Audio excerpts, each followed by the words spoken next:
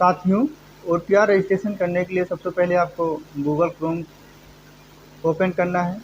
वहाँ पर साथियों सर्च बार में टाइप करना है यूपी स्कॉलरशिप। साथियों, जैसे आप यूपी स्कॉलरशिप टाइप करेंगे वैसे आपको यूपी स्कॉलरशिप की ऑफिशियल वेबसाइट ओपन होगी। साथियों, आपको पहले वाले लिंक पर क्लिक करना है। साथियों, जैसे आप पहले वाले लिंक पर क्लिक करेंगे कुछ प्रोसेस होगा। उसके बाद साथियों आपको ऑफिशियल वेबसाइट ओपन होगी यूपी स्कॉलरशिप की। साथियों, आप देख रहे हैं कुछ प्रोसेस हुआ, उसके बाद यूपी स्कॉलरशिप की ऑफिशियल वेबसाइट ओपन हो गई।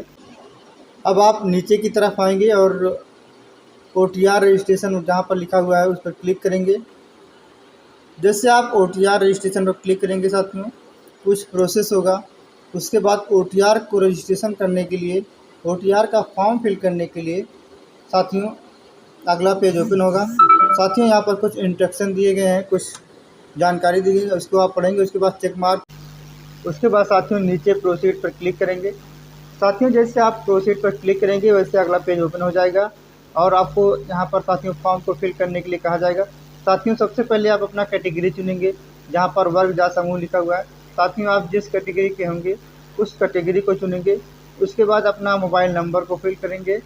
उसके बाद साथियों कैप्चर कोड फिल करेंगे। साथियों, इतना सब चीज़ फिल कर लेने के बाद आपको एक बार चेक कर लेना है कि हमने जो फिल किया है मोबाइल नंबर और अपनी कास्ट या समुदाय, साथियों वो चीज़ सही हो। कैप्चर कोड जो हो फिल करेंगे आप, साथियों वो भी सही होना चाहिए। उसके बाद साथियों जनरेट OTP पर क्लिक करेंगे। साथियों, जैसे आप जनरेट OTP पर क्लिक करते हैं वैसे कुछ प्रोसेस होगा। उसके बाद आपके मोबाइल नंबर पर OTP सेंड का एक मैसेज आएगा और साथियों आपके मोबाइल फ़ोन पर एक मैसेज चला गया होगा। उसको आप जो OTP होगा उसमें 6 अंकों का कोड होगा। साथियों, आप उसको जहाँ OTP डाले लिखा हुआ है उस पर उसमें फिल करेंगे। उसके बाद साथियों उसके बगल में कैप्चर फिल करने के लिए कहा गया है। साथियों, आप उस कैप्चर को फिल करेंगे। उसके बाद साथियों आप वेरीफाई OTP पर क्लिक करेंगे। साथियों, इतना करने के बाद कुछ प्रोसेस होगा और कुछ प्रोसेस होने के बाद साथियों अगला पेज ओपन होगा। साथियों, उसमें आपको देखेंगे कि आप eKYC के लिए अगला पेज ओपन हो गया है। साथियों, eKYC में आपका अपना आधार नंबर डालना है आपको। उसके बाद साथियों आधार नंबर डालने के बाद कैप्चर फिल करना है। साथियों, आधार नंबर और कैप्चर को सावधानीपूर्वक फिल करेंगे। सही होगा तभी साथियों आगे प्रोसेस होगा, वरना आगे प्रोसेस नहीं बढ़ेगा। तो साथियों यहाँ पर जैसे आप फिल करेंगे कुछ पॉपअप ओपन होगा, उसको ओके पर क्लिक करेंगे। उसके बाद साथियों सबमिट पर क्लिक करेंगे। साथियों, जैसे सबमिट किए उसके बाद अब अगला पेज ओपन हुआ। साथियों, यहाँ पर देख रहे हैं जो अगला पेज ओपन हुआ है वो डिजी लॉकर है। साथियों, यहाँ पर अपना आधार जो है डिजी लॉकर के माध्यम से सबमिट करना है। तो साथियों सबसे पहले हम आधार पर क्लिक करेंगे। उसके बाद आधार नंबर फिल करेंगे साथियों। उसके बाद जैसे साथियों आधार नंबर फिल करेंगे सबमिट पर क्लिक करेंगे वैसे हमें OTP भेजा जाएगा। साथियों, हमारे आधार कार्ड पे OTP में जो नंबर लगा है उस पर OTP आ जाएगी।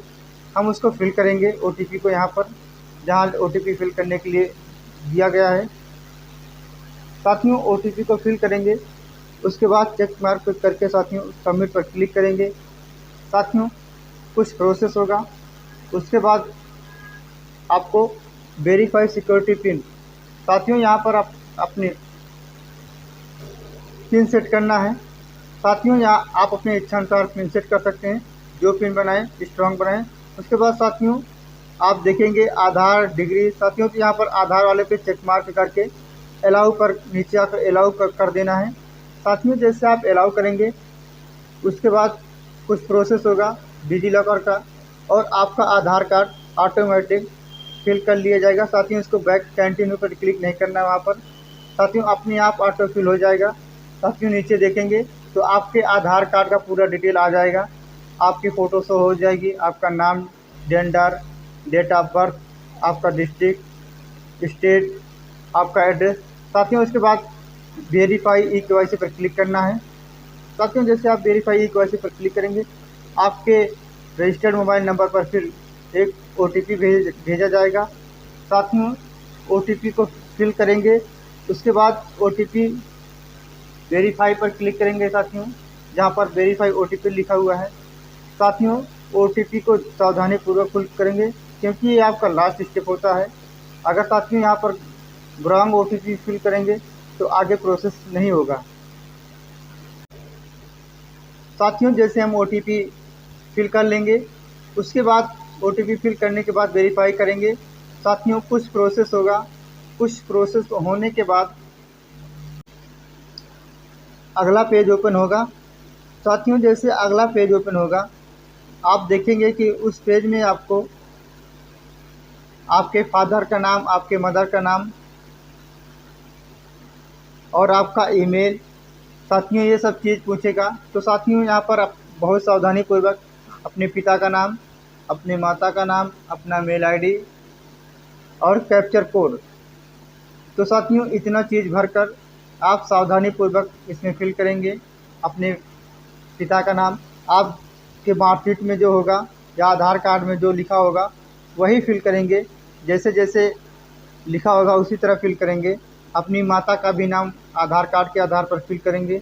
अपना ईमेल जो आपने मेल बनाया हुआ है या आपके मोबाइल फ़ोन में जो मेल है जिसका पासवर्ड आपको पता होना चाहिए।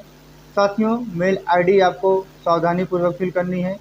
उसके बाद मेल ID फिल करने के बाद आप कैप्चर कोड को फिल करेंगे।